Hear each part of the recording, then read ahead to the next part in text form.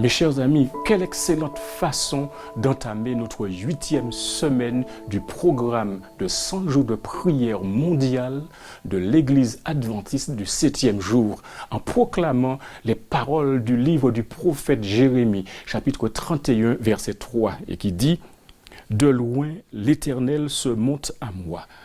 Je t'aime d'un amour éternel, c'est pourquoi je te conserve ma bonté. » Quelles que soient les preuves que vous traversez, quelles que soient les difficultés auxquelles vous êtes confrontés, vous pouvez compter sur l'amour de Dieu.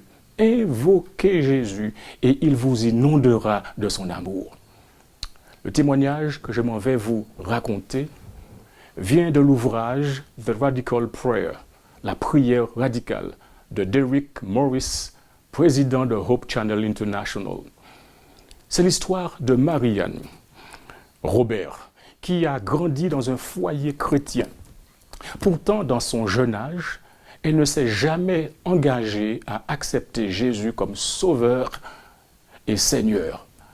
Après l'université, elle s'est mariée et son mari a rejoint l'armée et ils sont tous les deux partis vivre en Europe. Dans cette partie du monde, Marianne a coupé tout lien avec l'Église et est devenue une fêtarde autoproclamée. En 1983, elle toucha le fond au cours d'un week-end de Beverly. Elle fut tellement ivre et malade qu'elle ne put assister à une réunion de famille. Alors Marianne décida de demander à Dieu de revenir dans sa vie. À ce moment crucial, l'image qui s'imposa à son esprit fut celle d'un père aimant courant sur la route à la rencontre de son enfant prodigue. Marianne savait quel était cet enfant. Réalisant qu'elle devait apporter des changements radicaux à son style de vie, elle écrivit à un pasteur chrétien et lui fit part de son engagement à devenir disciple de Jésus. La femme de ce pasteur comprit combien la transition serait difficile. Aussi a-t-elle soutenu Marianne en l'appelant au téléphone, imaginez-vous, tous les matins pendant une année pour prier avec elle. Bien que Marianne ait commencé à fréquenter une église chrétienne et que Dieu soit devenu une partie essentielle de sa vie, elle éprouvait un manque et croyait que Dieu lui réservait une spéciale pour qu'elle puisse l'accomplir, cette œuvre qu'elle devait découvrir. Elle avait toujours souhaité poursuivre ses études. Ainsi, elle décida de retourner à l'école. Peut-être que cela comblerait le vide dans son cœur. Elle postula et fut acceptée dans un programme d'études supérieures en sciences. Et elle obtint finalement un doctorat en neurosciences.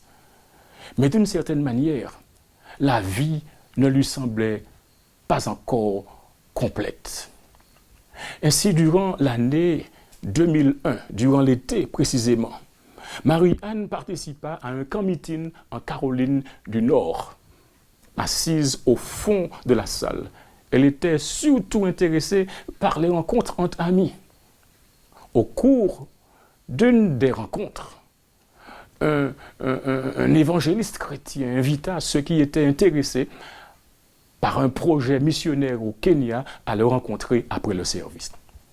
Habituellement, j'aime bien réfléchir avant d'agir, se souvint Marianne, mais c'était comme si quelqu'un se tenait devant moi et me pointait du doigt. À la fin de la réunion, elle s'est approchée de l'auditorium avec la ferme conviction que Dieu l'appelait à participer au projet missionnaire au Kenya. Après avoir parlé à Marianne, l'évangéliste l'a invité à diriger une série de réunions dans la communauté primitive de Rongo au Kenya. Marianne n'était pas un orateur public. Et Marianne n'avait aucune formation en homilétique et absolument aucune expérience du travail missionnaire en ligne de front. Jamais il ne lui avait traversé l'esprit que Dieu lui demanderait de devenir prédicatrice. Mais ce jour-là, elle était ouverte à l'action du Saint-Esprit, ouverte en ses propres ces projets du Saint-Esprit. Et en ces termes, elle formula une prière radicale. Seigneur, je te donne la permission de me jeter dans ta moisson. Quelques mois plus tard, Marianne s'est rendue au Kenya pour faire exactement ce pourquoi Dieu l'avait appelée. Bien que terrifiée, chaque soir, lorsqu'elle se levait pour prêcher, elle sentait Dieu parler à travers elle à la foule rassemblée sur la place de la ville. À la fin des réunions, plus de 500 personnes ont confessé le nom de Jésus, ont manifesté leur amour pour Jésus lors de la cérémonie de baptême. Comme vous pouvez l'imaginer, Marianne était remplie de joie, une joie immense, une joie extraordinaire. Et cette joie n'a pas disparu.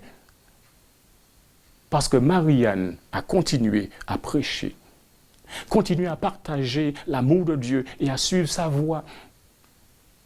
Elle a découvert sa vocation lorsqu'elle a donné à Dieu la permission de l'utiliser dans sa moisson. Alors, donnerez-vous à Dieu la permission de vous utiliser dans sa moisson? La situation pourrait ne pas être la même qu'il y a 3 mois, avant la crise du Covid-19. Mais il reste encore beaucoup à faire. Et beaucoup d'âmes attendent d'entendre la bonne nouvelle. Priez et demandez-lui ce qu'il voudrait que vous fassiez. Trouvez votre place. J'ai quelques questions que j'aimerais soumettre à votre méditation. Qu'en est-il de votre vie aujourd'hui? Avez-vous donné la permission à Dieu de vous utiliser dans sa moisson? Si vous vous sentez éloigné de Dieu, souvenez-vous qu'il attend les bras ouverts, avec amour, que vous vous tourniez vers lui. Il ne veut pas seulement vous accueillir chez lui, mais il a aussi une mission spéciale pour chacun de vous. Alors, ce qu'il faut faire, c'est que vous puissiez lui ouvrir votre cœur à son appel. Allez-vous le faire? Voilà un défi que je voudrais vous lancer pour cette nouvelle semaine. Regardez autour de vous les différentes façons dont Dieu vous montre son amour.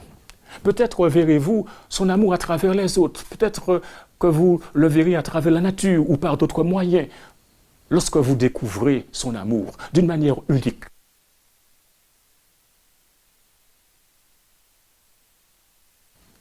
Je voudrais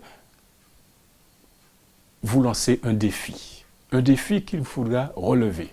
Regardez autour de vous les différentes façons dont Dieu vous montre son amour. Peut-être verrez-vous son amour à travers les autres, à travers la nature ou par d'autres moyens. Lorsque vous découvrez son amour d'une manière unique, écrivez-le. Puis partagez-le avec 2 personnes cette semaine, tandis que vous vous appropriez Jean 15, verset 12. C'est ici mon commandement. Aimez-vous les uns les autres comme je vous ai aimé. Prenez l'habitude de prêter attention à l'amour de Dieu. Prenez l'habitude de chercher des moyens uniques de le partager avec les autres. Je vous propose cette citation tirée du livre Vers Jésus, pages 20 et 23, et je cite. Ce n'est pas à cause de la propitiation faite par son Fils que le Père nous aime. C'est parce qu'il nous aime qu'il a pourvu à cette propitiation. Jésus-Christ est l'intermédiaire par lequel le Père a pu répandre son amour infini sur un monde perdu. Dieu a réconcilié en Christ le monde avec lui-même. Enfant du roi céleste, précieuse promesse, thème inépuisable de méditation, amour insondable de Dieu pour un monde qui ne l'aimait pas. Un tel amour est sans exemple. C'est pourquoi nous devons manifester notre gratitude. Et comme cette jeune fille du côté de ce pays en Europe, je loue Dieu pour son pouvoir de guérison. Et comme cet autre membre du royaume uni, louons Dieu pour avoir entendu notre prière et fourni miraculeusement de la nourriture et une aide financière juste au moment opportun. Louons-le Également pour avoir guéri nos différents problèmes, nos différentes maladies. Les scientifiques s'efforcent aujourd'hui de trouver des remèdes qui vont aider à ralentir le virus. Beaucoup de progrès ont été réalisés, mais il y a encore des choses à faire, mais il y a de l'espoir. Mais nous pouvons être reconnaissants envers Dieu et nous soumettre à lui chaque jour. Prions. Père éternel, nous te remercions pour cette 8e semaine des 100 jours de prière que tu nous permets d'atteindre. Nous te remercions pour toutes les bénédictions que tu n'as cessé de déverser sur nous, sur nos familles et sur nos semblables en diverses régions sur la terre. Béni soit ton Saint-Nom pour cela. Le message fut transformé par l'amour de Dieu, relatant l'expérience de Marianne, nous a interpellés et nous te prions afin de recevoir de toi un cœur bien disposé chaque fois que tu nous appelles. Nous te prions pour que l'évangélisation en ligne, mais également à la radio, et particulièrement la campagne radiophonique en Basel-Bondier, sur Espérance FM, soit couronne de succès à ta gloire. Nous ajoutons à cette liste les différentes activités de l'Église virtuelle, les cercles d'études bibliques via Zoom. Nous prions pour qu'elles se poursuivent et soient grandement bénies. Notre Dieu, nous prions pour les jeunes qui sont en train de se décider ou contre le Christ ou pour le Christ. Ouvre leurs yeux afin qu'ils voient leur vraie réalité, touche leur cœur afin qu'ils soient sensibles à l'amour de Jésus, en sorte qu'ils fassent le choix gagnant. Nous prions, Père, pour qu'ils fassent l'expérience de l'amour de Jésus et de sa vérité, qu'ils le servent avec joie, et cela toute leur vie. Père céleste, nous te prions pour les nombreuses églises dans le monde qui n'ont pas d'infrastructure pour se réunir et qui cherchent un terrain. Nous te prions aussi pour que tu veilles sur les membres de l'Église, mais que tu réveilles spécialement ceux qui dorment en cette heure critique de notre histoire, afin qu'ils s'engagent dans des activités d'expansion de la mission, en sorte que cela soit fait au niveau local et au niveau outre-mer. Bénis chaque internaute, bénis leurs familles, bénis leur travail et permets, Seigneur, qu'ils puissent chaque jour te faire confiance et avancer les regards fixés sur Jésus. Permets qu'ils tiennent bon dans les bons jours comme dans les mauvais jours, qu'ils avancent par ta grâce et qu'ils te restent fidèles aujourd'hui et pour toujours, au nom de Jésus. Amen. Je vous dis au revoir et à bientôt, et que le Seigneur vous garde et qu'il vous bénisse.